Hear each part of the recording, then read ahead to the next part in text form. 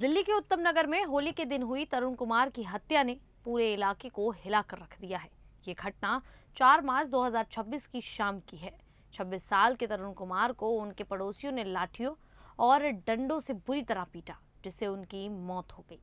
तरुण एक होनहार युवक था और वो डिजिटल मार्केटिंग का कोर्स कर रहा था और चाहता था कि जल्दी नौकरी करके अपने परिवार की जिम्मेदारी उठाए। परिवार वालों का कहना है कि वो बहुत मेहनती था और सबको अच्छा जीवन देना चाहता था, लेकिन एक छोटे से झगड़े ने उसकी जान ले ली। पुलिस के मुताबिक ये मामला सिर्फ होली के गुब्बारे वाला पानी से शुरू हुआ झगड़ा नहीं था। असल में दोनों परिवारों के बीच कई सालों से दुश्मनी चली आ रही थी। कहा जा रहा है कि दोनों परिवार राजस्थान के रहने वाले थे और लगभग 50 साल से राजस्थान में भी एक दूसरे के पड़ोसी ही थे। तरुण का परिवार जाटव समुदाय से है, जबकि आरोपियों का परिवार मुस्लिम समुदाय से जुड़ा बताया जा रहा है। दोनों परिवार राजस्थान से दिल्ली आए थे और करीब 50 साल से हस्तसल जेजे कॉलोनी में पड़ोसी बनकर रह रहे थे। पहले वो झुग्गियों में रहते थे, बाद में यहाँ शिफ्ट हुए और इस दौरान पार्किंग, कचरा फेंकने, पानी की सप्लाई और बच्चों के झगड़ों जैसी छोटी छोटी बातों को लेकर अक्सर विवाद होता रहता था। पुलिस का कहना है कि होली का गुब्बारा सिर्फ बहाना था, जबकि असली वजह दोनों परिवारों के बीच चली आ रही पुरानी रंजिश थी, जिसने इस हिंसक घटना को जन्म दिया।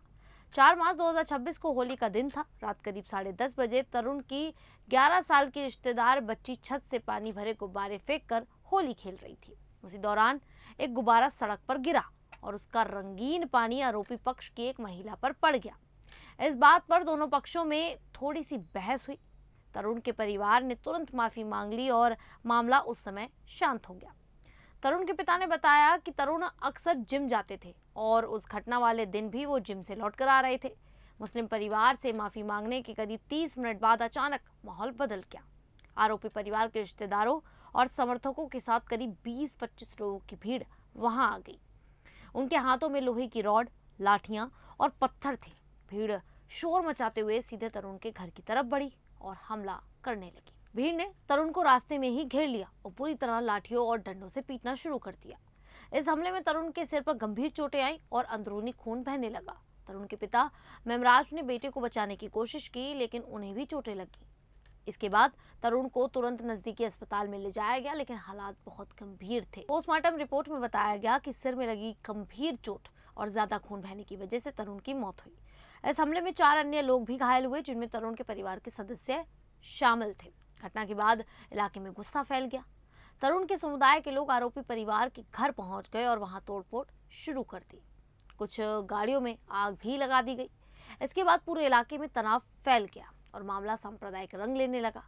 सोशल मीडिया पर कुछ जगह पर यह दावा किया जा रहा है कि तरुण जिम के लड़कों को लेकर आया था, लेकिन परिवार के अनुसार वो सिर्फ जिम से अकेला लौट रहा था और विवाद के दौरान उसने सिर्फ अपने परिवार को बचाने की कोशिश की थी।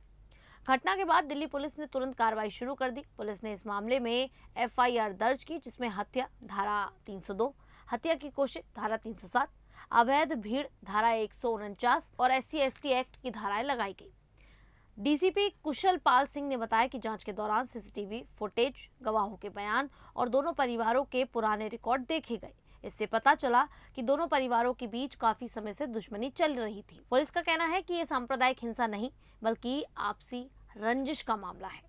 अब तक पुलिस 8 आरोपियों को गिरफ्तार कर चुकी है। इनमें मुख्य आरोपी उमरुद्दीन उर्फ भैया, कमरुद्दीन, मुश्ताक, जुम्मुद्दीन, इमरान उर्फ बंटी और एक नाबालिग लड़का शामिल है।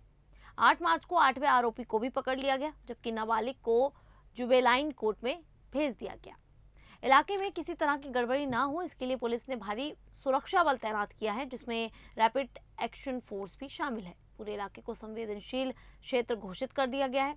इसी बीच एमसीडी ने योगी मॉडल की तर्ज पर कार्रवाई करते हुए मुख्य आरोपी उमरुद्दीन के अवैध मकान पर बुलडोजर चला दिया। 8 मार्च को उसकी 4 मंजिला इमारत गिरा दी गई। इस कार्रवाई के बाद इलाके में तनाव और बढ़ गया, लेकिन पुलिस ने हालात को संभाल लिया।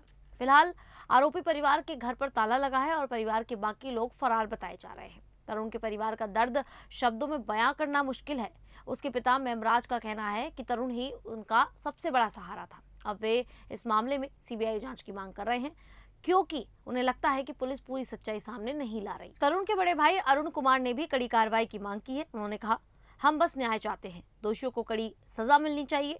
कोई भी बचना नहीं चाहिए। उन्होंने यहाँ तक कहा कि आरोपियों का एनकाउंटर होना चाहिए। हालांकि पुलिस ने परिवार को सुरक्षा दी है, लेकिन परिवार अभी भी डरा हुआ है। तरुण की मां और बहनें गहरे सदमे में हैं और घर में मातम का माहौल है। इलाके के कुछ लोगों का कहना है कि आरोपी पक्ष अक्सर झगड़े करता था। एक स्थानीय व्यक्ति ने दावा किया कि हमले के समय करीब 15-20 लोगों को जिम से बुलाया गया था, जिन्होंने मिलकर तरुण पर हमला किया। वहीं आरोपी पक्ष का कहना है कि ये सिर्फ आपसी झगड़ा था जो होली के गुब्बारे वाली घटना से शुरू हुआ, लेकिन पुलिस ने इस दावे को खारिज करते हुए कहा कि मामला पुरानी दुश्मनी से जुड़ा हुआ है। इस मामले पर दिल्ली की मुख्यमंत्री रेखा गुप्ता ने भी प्रतिक्रिया दी है। उन्होंने कहा कि दोषियों को कड़ी सजा दी जाएगी और दिल्ली सरकार पीड़ित परिवार के साथ खड़ी है। साथ ही इलाके के विधायक रविंद्र इंद्रज सिंह ने भी परिवार से मुलाकात कर उन्हें न्याय दिलाने का भरोसा दिया। ये मामला सोशल मीडिया पर भी तेजी से वायरल हो गया है। एक्स पर #जस्टिस फॉर तरुण, #उत्तम नगर, #तरुण मर्डर जैसे हैशटैग ट्रेंड कर रहे हैं। हजारों लोग पोस्ट करके तरुण के लिए न्याय की मांग कर रहे हैं। कई यूजर्स ने कुछ वीडियो भी शेयर किए जिनमें आरोपी पक्ष की कुछ महिलाएं बाजार में घूमती और पुलिस को चुनौती देती नजर आ रही हैं। एक यूजर ने लिखा, इतनी हिम्मत कहां से आ रही है, गिरफ्तारी कब होगी। सोशल मीडिया पर कुछ पोस्ट में इस मामले को सांप्रदायिक रंग भी दिया जा रहा है। कुछ लोग इसे दलित हिंदू युवक की हत्या बता रहे हैं, तो कुछ इसे शांति प्रिय कौम का हमला कहकर लिख रहे हैं। हालांकि कई लोग संतुलित राय भी दे रहे हैं। उनका कहना है कि ये मामला हिंदू मुस्लिम का नहीं, बल्कि दोनों परिवार के बीच पुरानी दुश्मनी का है। इस घटना के बाद बीएचपी जैसे संगठनों ने विरोध प्रदर्शन भी किए। वहीं विपक्ष ने बुलडोजर कार्रवाई पर सवाल उठाते हुए कहा कि इससे न्याय के दो अलग अलग चेहरे दिखते हैं।